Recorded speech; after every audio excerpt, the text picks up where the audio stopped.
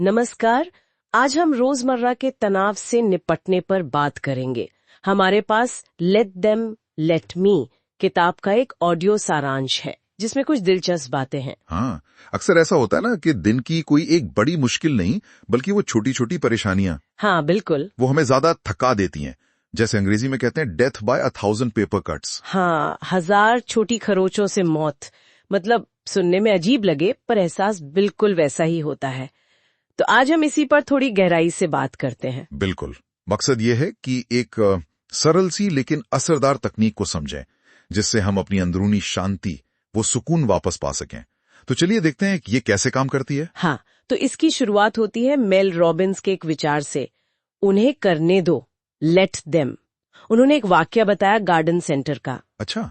वो लाइन में थी, किसी मीटिंग के लिए देर हो रही थी और जो कैशियर था वो बहुत ही धीरे काम कर रहा था। तो अंदर ही अंदर गुस्सा, बेचैनी, वो सब बढ़ रहा था। ये तो बहुत आम सिचुएशन है ना। बिल्कुल आम। मतलब हम सब कभी न कभी ऐसी स्थिति में फंसते ही हैं। हाँ पर दिलचस्प बात यह कि उन्होंने किया क्या। हाँ वही। बजाय इसके कि वो गुस्सा करती या कैशियर को कुछ कहती, उन्होंने बस अपने मन में सोचा, उसे धीमा रहने दो, ठीक है, जाने दो। अच्छा, सिर्फ इतना। हाँ, और वो कहती हैं कि जैसे ही ये सोचा, लगा जैसे कोई बोझ उतर गया, पावर वापस अपने हाथ में आ गई। ये इंटरेस्टिंग। मतलब बाहरी सिचुएशन को कंट्रोल करने की कोशिश छोड़ दी और अपनी अंदरूनी रिएक्शन पर ध्यान दिया। एग्जैक्टली। पर ये हमेशा इतना आसान लगता है क्या? जैसे जब बहुत जल्दी हो या कुछ ज्यादा जरूरी काम हो। नहीं, देखिए, आसान तो नहीं होता, प्रैक्टिस चाहिए इसके लिए। पर इसके पीछे जो लॉजिक है वो समझने वाला है।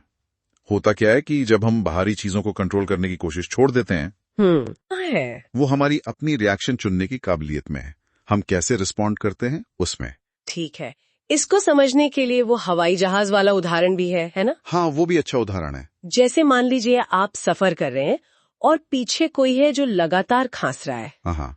और मान लीजिए आपको अगले दिन किसी बड़ी इवेंट में बोलना है, तो पहली सोच क्या आती है? यही कि ओहो, कहीं मैं बीमार ना पड़ जाऊं, सब गड़बड़ हो जाएगा। हाँ बिल्कुल, दिमाग फौरन वर्स्ट केस सोचने लगता है, चिंता हावी हो जाती है। हाँ, लेकिन यहाँ भी वही प्रिंसिपल लगा। पहले सोचा उसे खांसने दो, मतलब सिचुएशन को एक्सेप्ट किया कि हाँ, ये हो रहा है। ठीक है, उसे खांसने दो। और फिर जो शायद ज्यादा जरूरी कदम है, मुझे करने दो। तो उसमें क्या किया? हाँ, मुझे करने दो का मतलब था कि अब मैं अपनी देखभाल और शांति के लिए क्या कर सकता हूँ। तो उन्होंने अपना स्कार्फ लपेटा, कानों में हेडफोन लगाए और म्यूजिक थोड़ा तेज कर लिया। अच्छा। मतलब उन्होंने बाहरी परेशानी को अपने ऊपर हावी होने से रोक दिया, अपनी एनर्जी बचा ली। प्रॉब्लम का हल दूसरे को बदलने में नहीं ढूंढा, खुद को संभालने में ढूंढा। ये सुनने में तो काफी सीधा लगता है, सिचुएशन को मानो फिर देखो कि आप अपने लिए क्या कर सकते हैं। पर असल जिंदगी में उस पल में गुस्से या चिंता को रोककर ये सोचना थोड़ा मुश्किल हो सकता है। बेशक, ये मुश्किल है। ये एक तरह की मेंटल मसल है जिसे बनाना पड़ता है, ट्रेन करना पड़ता है। हार्वर्ड की स्ट्रेस एक्सपर्ट हैं डॉक्टर अदिति, वो भी इसी बदलाव पर जोर देती हैं। किस बदलाव पर?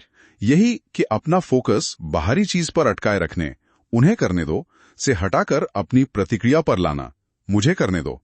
ये सचमुच हमारे दिमाग को उस सर्वाइवल मोड से बाहर लाता है जहां हम बस रिएक्ट करते हैं बिना सोचे समझे। और अगर ऐसा ना करें तो फिर वो छोटी सी खांसी या वो धीमा कैशियर, वो पूरी फ्लाइट, पूरा मूड, पूरा दिन खराब कर सकता है। तनाव बढ़ता जाता है। तो मतलब निचोड़ ये है कि जब हम उसे कंट्रोल करने की कोशिश करते हैं जिसे हम कर नहीं सकते, वो धीमा कैशियर हो, खांसता हुआ यात्री या कोई नाइंसाफ बॉस या बच्चा जो बात नहीं सुन रहा, हाँ, तो हमारा स्ट्रेस बढ़ता है। बिल्कुल। और शांति तब बढ़ती है जब हम अपना ध्यान इस पर लाते हैं कि अच्छा, इस सिचुएशन में मैं क्या कर सकता हूं या मैं क्या कर सकती हूं। तो करना बस इतना है, जब भी ऐसी कोई झुंझुलाहट वाली स्थिति आए, तो एकदम से रिएक्ट करने से पहले बस एक पल रुकें, एक पॉज लें। हाँ, मन में कहें ठीक है, उन्हें करने दो, और फिर सोचें मुझे क्या करने की जरूरत है। हो सकता है गहरी सांस लेने की जरूरत हो, या वहां से हट जाने की, हाँ, या बस शांत रहने का फैसला करने की। ये हमें रिएक्टिव होने से बचाता है और हमें रिस्पॉन्सिव बनाता है, मतलब सोच समझकर जवाब देने वाला। तो इस पूरी बातचीत से जो मुख्य बात याद रखनी है वो यही है, उन्हें करने दो, मुझे करने दो। सही। अपनी प्रतिक्रिया चुनकर हम अपनी शक्ति, अपनी पावर वापस ले लेते हैं।